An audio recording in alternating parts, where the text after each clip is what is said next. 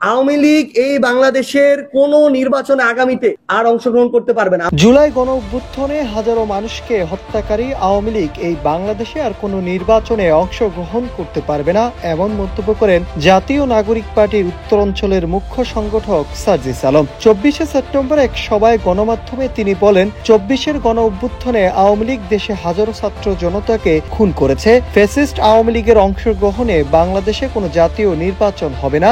দল হিসেবে তাদের বিচার হবে এবং নিষিদ্ধ করা হবে। ফ্যাসিস্ট ও ছাত্র জনতা কখনোই একসাথে চলতে পারে না, পারবেও না। বিএনপির মহাসচিব মির্জা ফখরুল ইসলাম আলমগীরকে শ্রদ্ধা জানিয়ে তিনি আরো বলেন, আমরা শুধু তাকে নয়, বিএনপি সহ সব রাজনৈতিক দলকে বলতে চাই, ভারতের আধিপত্যবাদের অধীনে বাংলাদেশে আর কোনো রাজনীতি চলবে না। তাদের আশীর্বাদ নিয়ে কোনো দল রাষ্ট্র ক্ষমতায় আসতে পারবে না। বিএনপি ও জামাত সহ ছোট ছোট রাজনৈতিক দলকে নিয়ে আওয়ামী লীগ টিটকারি করত, সেই পরিণতি এখন আওয়ামী লীগ ভোগ করছে।